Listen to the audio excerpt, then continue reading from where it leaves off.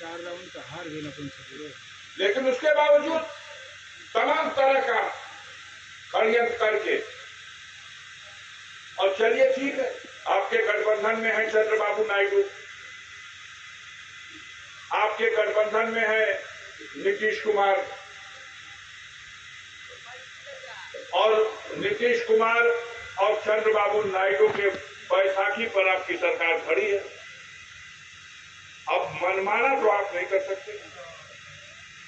आप जैसे अकबर आजम का राज हो, जलालुद्दीन मोहम्मद अकबर जो सोच लिया वही कर दिया, वही बोल दिया, अब तो ना हो। संविधान है देश में। एगो पत्रकार बंधु कल्याण से कहूँगा कि जहिया शपथ ले हुआ प्रधानमंत्री का या मोदी जी संविधान के अंदर कपड़ा पे लगई ना, हम कल काहे लगई ना, आगे रहता से 400 से वो पार तो फूक देने रहता संविधान। अब तो गंजे को नाखूने नहीं मिला। अब क्या कर सकते हैं 240 में, इसलिए उसको सर से लगा लिया। संविधान पे संकट था और देश की जनता ने इनको इस लायक नहीं छोड़ा कि अपना पैर पे खड़ा हो सके। 272 ना मिला, 272 हो गए लेट, तो हो गए लेट कि कम से कम अपन सरकार बना ले। तू बैसाखी पे रहो, एगो बैसाखी ना 2-3 गो बैसाखी, और बैसाखी की सरकार है। दोनों की मानसिकता आपको पता है, दोनों कोई पूजिया नेता नहीं है, नौछिटिया नेता नहीं है, दोनों इनसे ज्यादा परिपक्व हैं, एक से एक।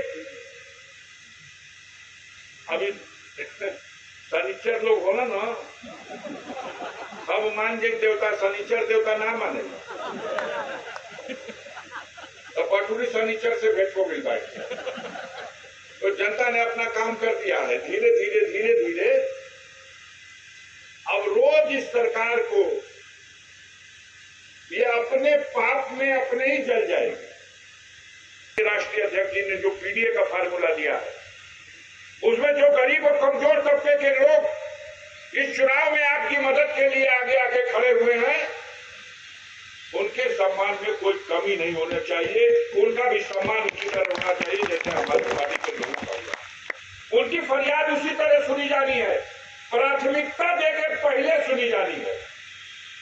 और आप अगर यह मन बना लोगे तो दुनिया की कोई ताकत, आधा बीत गया है कार्यकाल उत्तर प्रदेश की विधानसभा का, आधे बाकी बा, और 2-4 महीना के बाद बाकायदा लड़ाई शुरू हो जाएगी।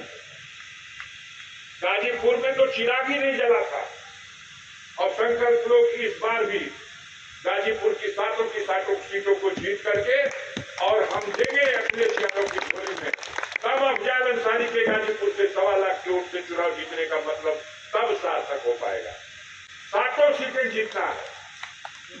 जो लोग उनके कतार में बैठे हुए हैं वो भी परेशान है। यह लोग न किसी से दुश्मनी नियम के हिसाब से निभा सकते हैं, न दोस्ती निभा सकते हैं। दुश्मनी जिससे निभाना होगा उसके साथ हर कुकर्म कर देंगे, और दोस्ती भी जिसके साथ निभाना है उसके साथ भी मौका पाते ही छल कर देंगे। कर दिया छल घोसी में छल कर दिया।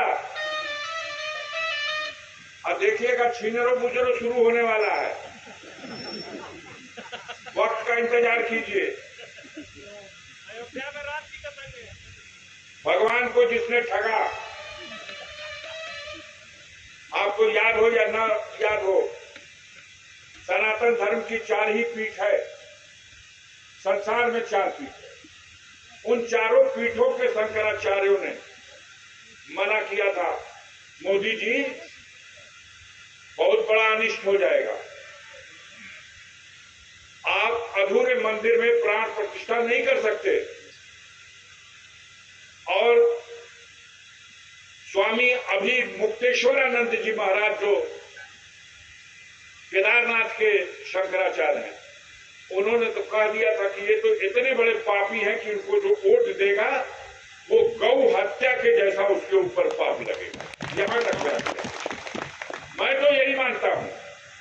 मैं मिल चुका हूं आदरणीय शंकराचार्य स्वामी अभिमुक्तेश्वरानंद जी से, मेरी मुलाकात है। सनातन धर्म के धर्म गुरुओं में मुझे इतना सच्चा और इतना अच्छा और इतनी सच बात कहने वाला अपने जीवन में कभी कोई नहीं मिला, कोई धार्मिक गुरु। और उन्होंने इन सबों को श्राप दिया था और उन्हीं के श्राप का परिणाम है कि अयोध्या चुनाव हार गए। अयोध्या में बाकी क्या था? उन्हीं के श्राप का परिणाम है कि चित्रकूट धाम कर भी चुनाव हार गए, बांदा में चुनाव हार गए। ये सब भगवान राम की आस्था से जुड़े हुए पवित्र तीर्थ स्थल है, ये सब जगह हार गए। यह 3 घंटा हारल का खेला भाई। हमने प्रेस में भी कहा था जीत जाएगा तो अपनी जीत पर शर्मिंदा होगा। और मैं दावे के साथ आज जंगीपुर में ऐलान करके जा रहा हूं, यह बनारस चुनाव लड़ने नहीं आएगा। ये गांठ बांध लीजिए, इसने नारा भी बदल दिया। अब जय श्री राम का नारा नहीं है, अब जय जगन्नाथ का नारा आ गया। पाला बदलेगा, उड़ीसा जाएगा, पूरी से चुनाव लड़ेगा। मैं आपको बता रहा हूं, 2 समाज ऐसा है, सत्ता चाहिए दोनों समाज को, लेकिन अपनी महिलाओं को सामाजिक उनकी चेतना में जागृति आए, ये इस पर प्रतिबंध लगाता है। यही समाज, एक है यादव और दूसरा है मुसलमान। एगो कौनो मियन का गांव में चल जाए, एगो मुसलमान घर की औरत बहुत मुश्किल है। और उसी तरह से यादव लोगों को ये बदलना होगा।